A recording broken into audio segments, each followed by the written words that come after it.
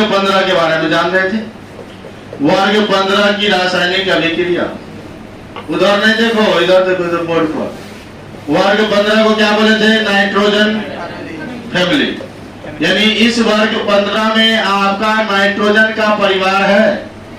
Nitrogen के सभी सदस्य, नाइट्रोजन है, फास्फोरस है, आर्सेनिक है, एंटीमनी है और बिस्मथ है। नहीं, उधर नहीं देखने का, इधर देखने का। अगर इधर उधर करोगे भैया खिड़की बगल वाले सब गड़बड़ हो जाएगा। अब वर्ग 15 में नाइट्रोजन है, फास्फोरस है, आर्सेनिक है, एंटीमनी है और बिस्मथ है। ध्यान से समझो भैया, ये अभिक्रियाएं आपकी जिंदगी को बदल के रख देगा। अब जिंदगी में कुछ इधर उधर नहीं होगा, लेकिन बदल देगा जरूर। इसकी संयोजकता कितना हो जाएगा भैया? 3। वैलेंसी इस वर्ग में जो भी है 3 होगा, ठीक है। और जब यौगिक बनाते हैं तो आपको मैंने बताया था 2 चीज, संकेत चाहिए और संयोजकता चाहिए। अगर आपको संकेत और संयोजकता दोनों चीज आपको प्राप्त है, जानते हैं, आप आसानी से यौगिक लिख सकते हैं। और यौगिक लिखने के लिए आपको 2 चीज चाहिए, संकेत और संयोजकता। अगर 2 एलिमेंट का संकेत से संयोजकता सेम है तो कुछ नहीं करते थे।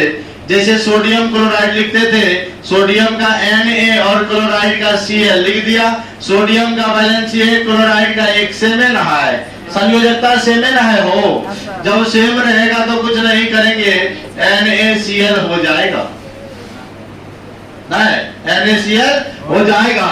और यही अगर सोडियम है, Na सल्फेट है, SO4, सोडियम का संयोजकता हो गया 1, सल्फेट का हो गया 2, तो भैया ये यहाँ बना लेगा Na2SO4। यदि सेम रहेगा तो कुछ नहीं करना है, इंटरचेंज करो, है ना। तो भैया ये कहने का मतलब, आप अपने डेली लाइफ में भी अगर केमिस्ट्री को जोड़ के देखिएगा, तो जब दोस्ती होता है, दोस्ती धीरे धीरे जैसे देखे होंगे, plus plus minus minus, plus minus minus plus, देखे हो? ये प्लस प्लस जो होता है ना बच्चा, प्लस प्लस के बीच विकर्षण होता। विकर्षण का दूसरा नाम प्रतिकर्षण भी है, यानी इंग्लिश में इसको रिपल्सन बोलते हैं। ये विकर्षण कैसे करता है? जैसे मान लो आप यहाँ अभी कोई लड़का बैठा हुआ है, समलैंगिक हो जाए, समलैंगिक बायोलॉजी वाले जानते होंगे, यानी समान वाला, समान आवेश वाला।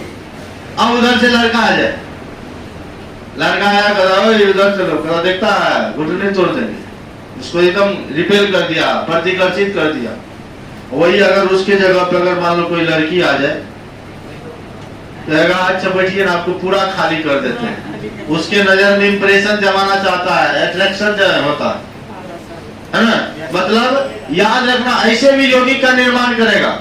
यौगिक का निर्माण ऐसे ही होता है। ये एग्जाम्पल जीवन भर नहीं भूलोगे, लड़का लड़की वाला एग्जाम्पल सब जो देते हैं, इसको जीवन भर पुरानी हो बूढ़ो हो जाएगा ना, बुढ़वा हमारा जमाना में को सर थे, प्रदीप सर, उदाहरण दे रहे थे वही वाला, पता सबको कहानी सुनाएगा, है ना। तो भैया ये है कि याद रखना, प्लस प्लस कभी रिएक्शन नहीं करता, लेकिन कभी कभी ऐसा अपवाद होता है।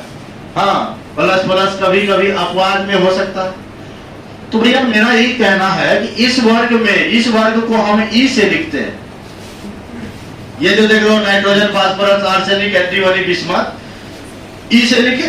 ई माने वर्ग 15 का तत्व, मान लिया। अब ऐसा नहीं मान लेना उल्टा पुल्टा हो जाए, इसको मान लिया ई है।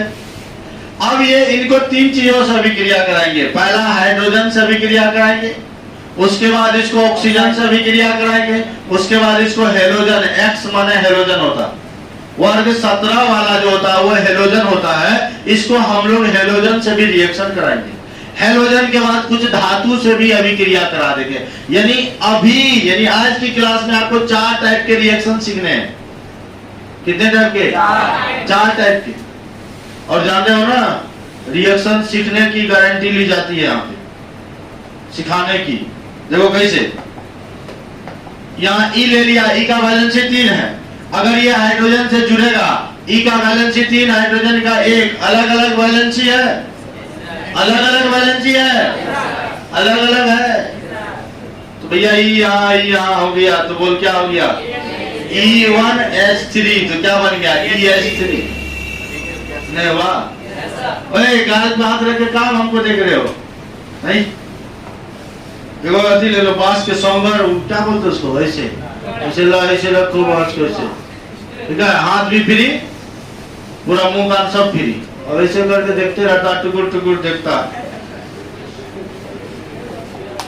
तो भैया ई के जगह अगर हम ध्यान दीजिए, ई के जगह अगर हम एन लेंगे तो क्या हो जाएगा, NH3।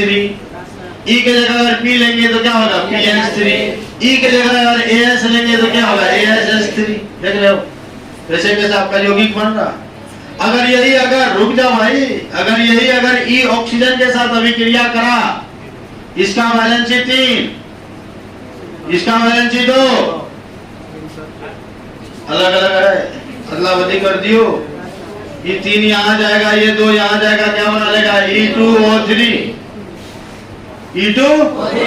अब E के जगह ले लो N तो हो जाएगा N2O3, E के जगह ले लो P तो हो जाएगा P2O3। समझ रहा है, बोलो ना।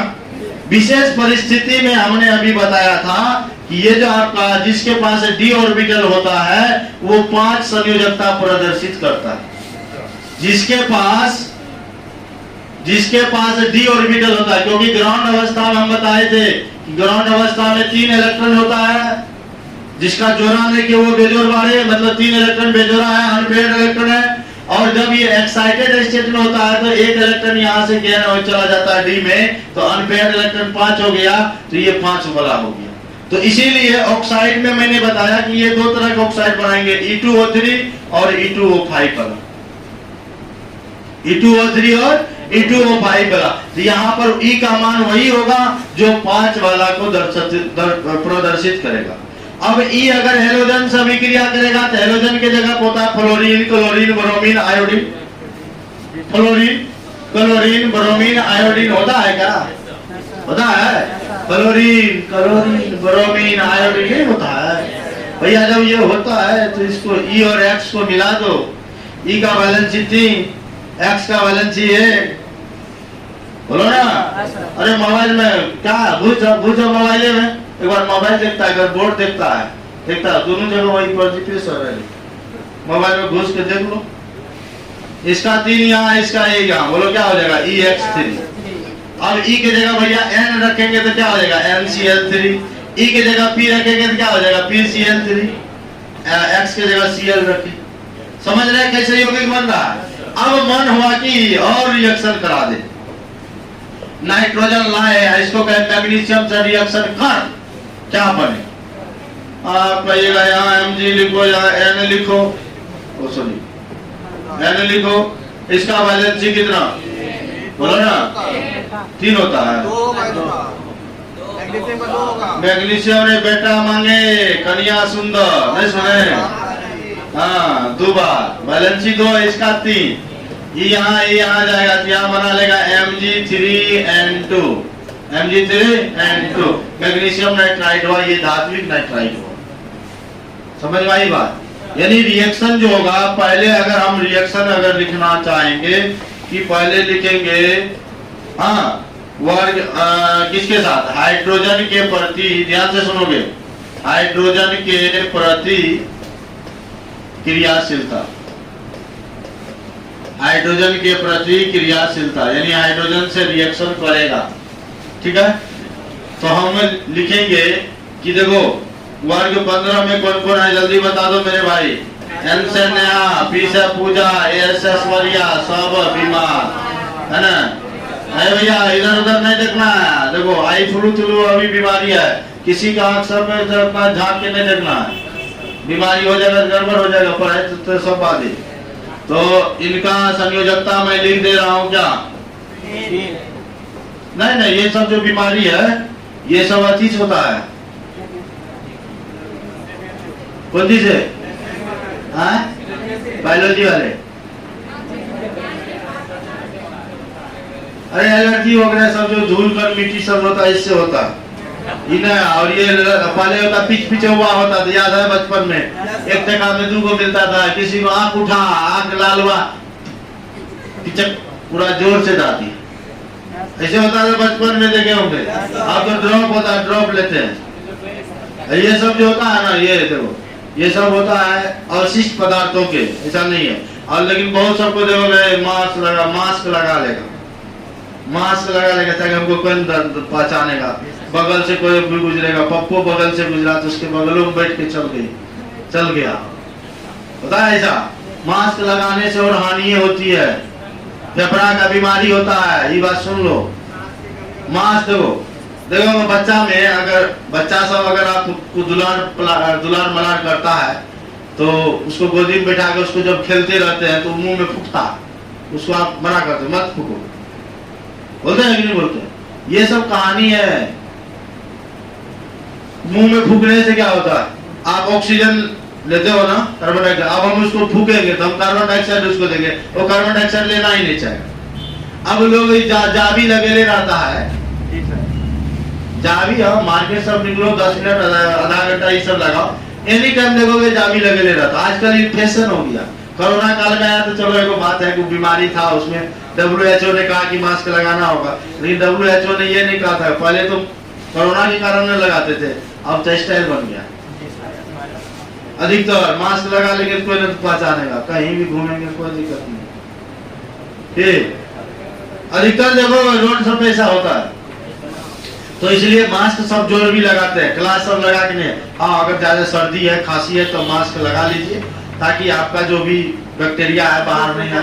लेकिन बहुत लोग करता क्या है, मास्क को लगे रहता, सर्दी खांसी छींक दिया तो सहारा उसका जो भी है मास्क में आ गया, और उसके बाद देखेगा वो एकदम मुंह में जाकर के नमकीन पूंजी लगा। ऐसा भी होता है, ऐसा भी होता है। कोई बात नहीं, चलो ना मेरा ही प्रोडक्ट है, कोई बात नहीं, चलो। ऐसा भी होता है। ये सबसे क्या गंदगी ना है, नहीं है तो भैया चलो। अब ये वर्ग 15 को मान लिया हमने ई, क्या मान लिया ई, ये हाइड्रोजन से रिएक्शन करेगा तो ये ई हाइड्रोजन से रिएक्शन करेगा तो ये बना लेगा EH3, क्या बना लेगा EH3। अब देखो भैया ई के जगह पे हम ले लिए, ई के जगह पे हम ले लिए N, देखो एग्जांपल लिख रहे हैं।